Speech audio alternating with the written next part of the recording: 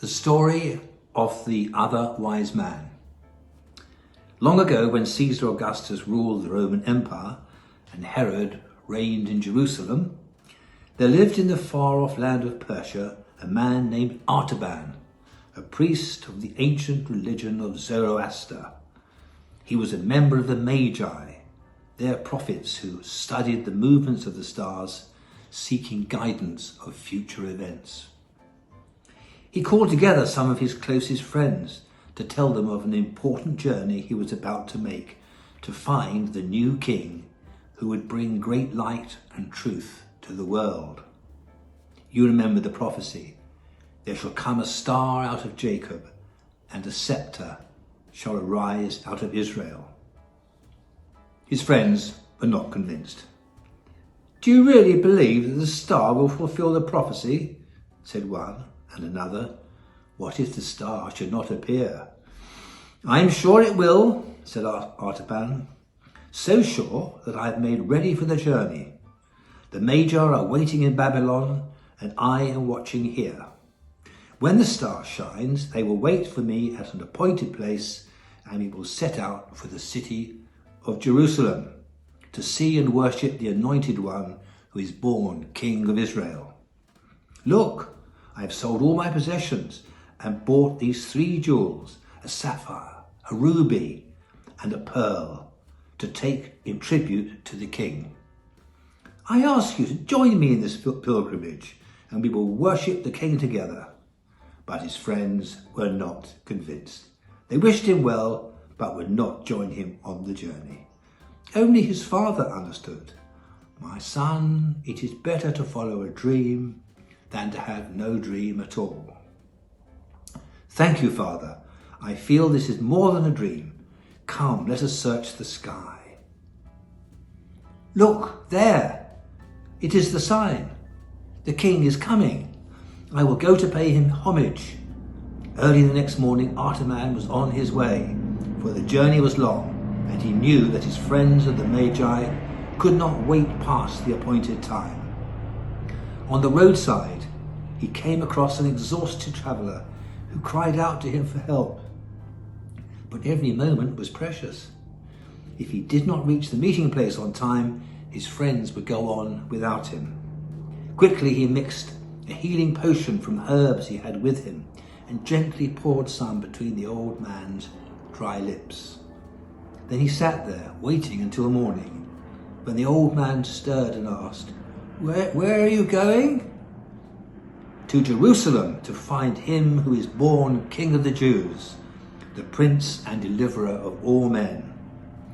"Stay a moment," said the old man. "I have nothing to give you in return, only this. Our prophets have said that the Messiah should be born not in Jerusalem, but in Bethlehem." Artaban had delayed much too long. When he reached the place where he was to have met his friends of the Magi, he found a message they had left for him. "We have waited past the appointed time and can delay no longer. Follow us on the southern route across the desert." Despair welled up in Artaban's heart. Had he lost his opportunity to see the newborn king because he had stopped to show mercy? He decided to return to a town to find a moneylender who might buy the sapphire. "I can't give you much for it," said the man. "It's quite ordinary." "Rubbish," said Artaban. "It's a magnificent sapphire fitting a king." "Then why would you sell it?" "Because I must have money to buy provisions and a suitable beast with which to cross the desert." "With 1 camel and no servants? With what you offer, what choice do I have?" So after purchasing a camel and supplies, Artaban continued his journey, pushing steadily forward. He knew that Jerusalem was not far away, and just beyond that, Bethlehem. When he reached the village, it seemed strangely silent and deserted. He called at a house to seek news of his friends, saying, "I am Artaban, a traveller from Persia. Peace be with you." A woman with a young child had opened the door and invited Artaban to enter and rest, and He apologized. "I am sorry to disturb you, but there is no one about, and I seek news of friends, travellers from another country. Do you know if any of my friends are here in the village?" The woman said that they had come 3 days earlier, saying that a star had guided them to the place where a man named Joseph from Nazareth was lodging with his wife and child. Where are they now, these men from the east and the child?" "I don't know," she said. "They went away as suddenly as they had come." "But do you know where they went?" "They did not say. That same night the family from Nazareth left secretly. It was whispered that they were going away to Egypt." Suddenly from outside came the sound of marching feet and the shrieks and cries of women above the clamour. Artaban heard someone say, "It's the soldiers of Herod. They are killing our children." As the young mother snatched up her baby, Artaban motioned for her to hide in the back room. Outside the house, Artaban waited for the soldiers to approach.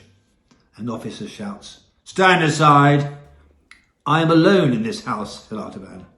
The captain pushed him away. Artaban made a quick decision. He reached for the second of his precious jewels and held it out towards the captain. "I told you I am alone here, and I am willing to give this jewel to the prudent captain who will leave me in peace." When the soldiers had gone, Artaban lifted his face in prayer. "God of truth, forgive my sin.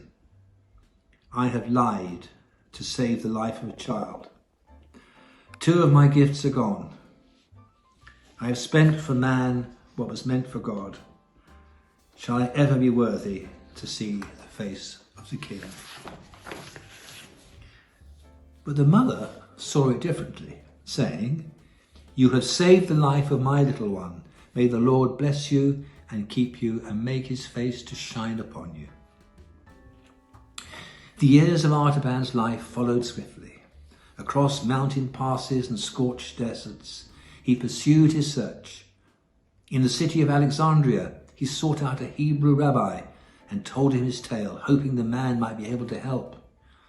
"This is the last of my gifts for the king," he said. "Nothing shall take it from me. It is for him alone." The rabbi responded, I have lived here for many years and seen many people come and go, but I have not heard of the ones you seek. But your faith is great indeed. Perhaps I can give you a word of help. Something our prophet Isaiah has written about the king you seek. He is despised and rejected of men, a man of sorrows and acquainted with grief. We did esteem him stricken, smitten of God, and afflicted. Still the years passed, worn and weary and old, but still a pilgrim seeking the king. Artaban was returning to Jerusalem for his last visit. Arriving in the holy city, he sensed an ominous excitement in the air, and he asked a man, "What's going on?" "Have you not heard, old fellow? They've crucified 2 robbers on the hill." "Robbers? Crucified? Do people go to watch that?" "No, that's only part of it. There's a 3rd man called Jesus of Nazareth. He dies with them." "Is he a robber too?" "No, he's done many healings and other good things among the people, so that they love him greatly." "Well, then why must he die?" "The priests and elders say, because he claims to be the Son of God." Excitedly, Artaban started to wonder.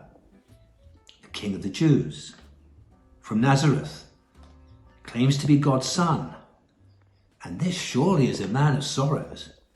It may be that I shall find the king at last, in the hands of his enemies. He hurried off towards the site.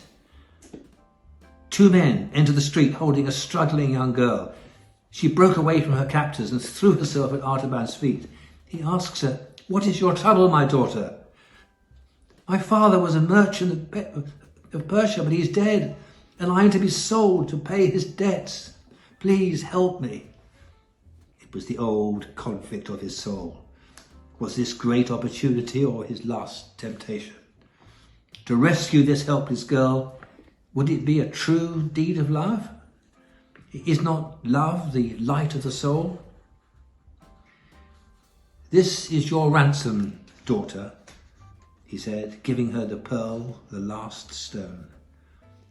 It is the last of my treasures which I kept for the king.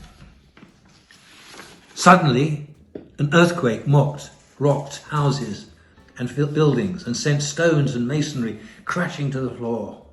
One of the stones struck Artaban and knocked him to the ground. And as the slave girl cradled his head in her lap, he heard a distant voice. I was hungry, and you gave me something to eat. I was thirsty, and you gave me a drink. I was a stranger, and you invited me in. No, not so, my lord. When did I see you hungry and feed you, or thirsty and give you a drink? When did I see you a stranger and take you in? For I have never seen your face, nor ministered to you, my king. Again the voice came to Artaban, as if carried on the wind. Truly I tell you, whatever you did for one of the least of these brothers and sisters of mine, you did it for me. A calm radiance of wonder and joy filled Artaban. His search was ended. His treasures had been accepted. The other wise man had met the king.